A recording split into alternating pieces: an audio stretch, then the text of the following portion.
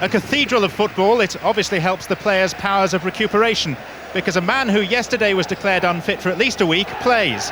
Mind you, Peter Beardsley is no ordinary mortal. He woke up this morning feeling no problem with his knee, so he replaces Rule Fox as Newcastle look to bounce back from last week's surprise defeat at Southampton. Here at St James's, they've lost only once in their last 31 league games. Manchester City's manager, Alan Ball, says he feels things are turning after their worst opening to a season in 23 years. They need to, but he has high hopes in the future of the Georgian Kinkladze, and there's a brand new face in Jerry Craney, signed this week from Portsmouth.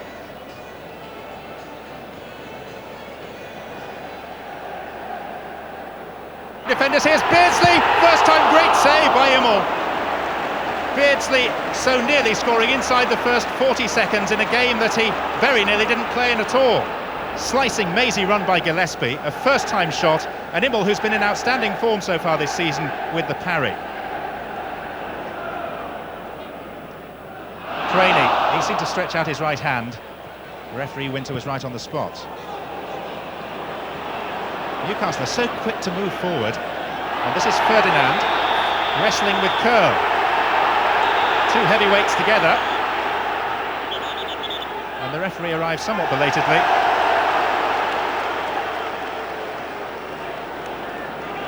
And it's a free kick to Newcastle.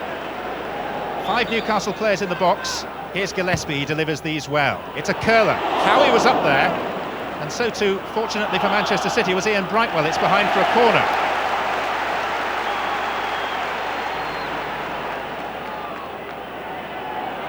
Six black and white shirts. Beardsley takes it deep. Lee strikes on the volley again. Immel is called into play. He saw it late. Lee has it. Gillespie to his left shoulder. Here is Gillespie. Still plenty of men forward. Phelan gets in the way of the cross. Gillespie again. This time Ferdinand's underneath it. Immel's punch. Bigri's volley. Only as far as Beardsley with the shot. Again Immel blocks it. He's had an outstanding start, and Beardsley rather wastes that chance from a fairly oblique angle. But it's been all run. Beardsley holds it up. Ginola, the threat comes from every angle. Lee is onside. Ferdinand in the centre. Curl with the header.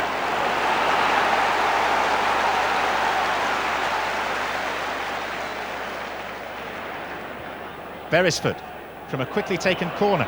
Ginola back to Beresford. It sliced them open. There's the shot. Immel again with the save.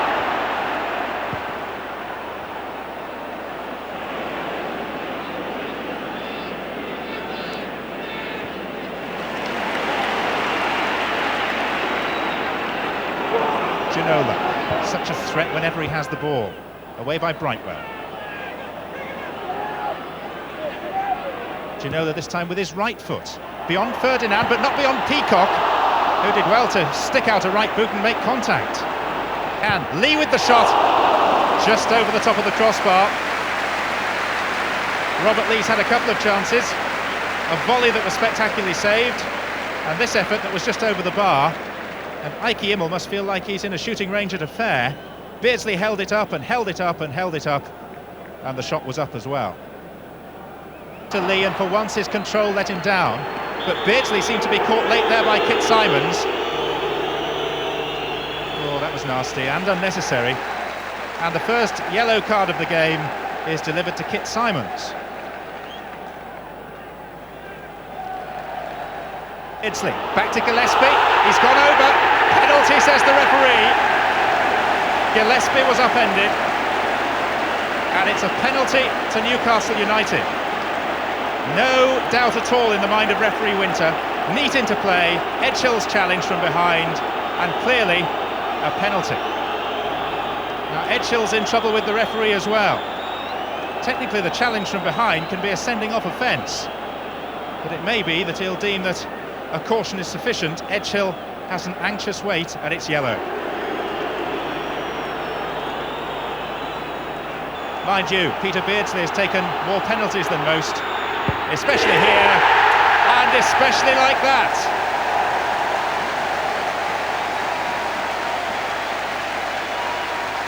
He has nerves of steel in the most fraught of situations. He almost waited for the keeper to commit himself. It was cheeky, really. Emphatic from Peter Beardsley. You wouldn't like to be Immel. He did go to his left. Beardsley went the other way. Now that seems senseless. Now, will the referee reach for a card? He will. And that is the end of Richard Edgehill's afternoon. 2 rash challenges, and Edghill is off. And really, it's difficult to understand an action like that. Frustration maybe. And Richard Edghill is having to be ushered off the field by his manager, Alan Ball. Here's Lee Clark. It's within range, but also of Peter Beardsley's tackle. Beresford, that's a lovely ball to Ginola. Ginola being forced out by 3 defenders. Oh, it was deflected off Ferdinand, who was offside, and has gone behind. Gillespie.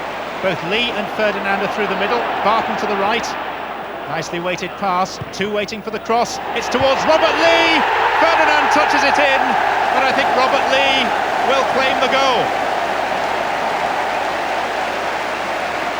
Wonderful build-up.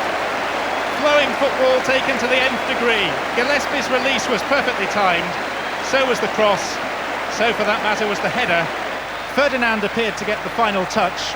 Arguably the ball was going in anyway, but Ferdinand may well want to claim that goal, and Newcastle have a strong advantage. Newcastle lead by 2-0, and they're looking very good indeed.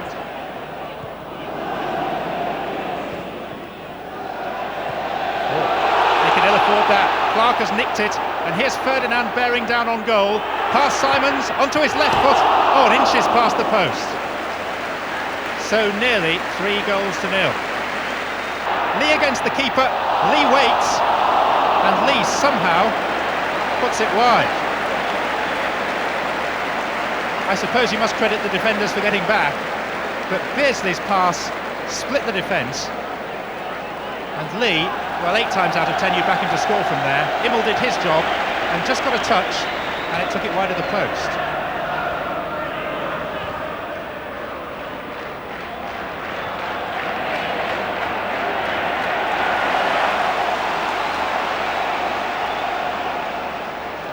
Lee, Ginola, popping up on the right-hand side. He has to get past Curl and Phelan. This is Gillespie. Ginola lazily wants the ball. The defenders have left him. Here's the cross. Ferdinand's header! Brilliant goal!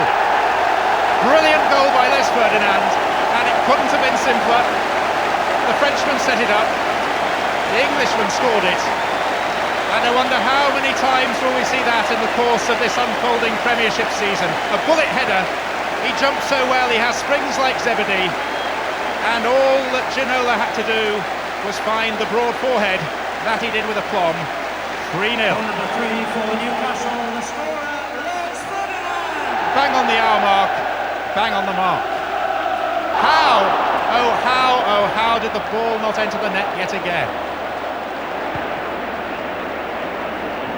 Manchester City and their followers heave a collective sigh of relief. It was Sellers who set it up with the cross. Ferdinand seemed certain to score, then Gillespie did. His shot came back off the post. Robert Lee had a firm chance, and it was an excellent save by the prone Immel. Waits for support to arrive, and it's an age in coming. Summerby eventually is at his right shoulder, and Summerby will cross it. Up will go Craney with the header. Oh, splendid goal on his debut by Jerry Craney. And Newcastle have been caught rather sleeping at the back. Jerry Craney, who scored goals aplenty for Celtic, Portsmouth, and now you can add Manchester City to that list. 3-1.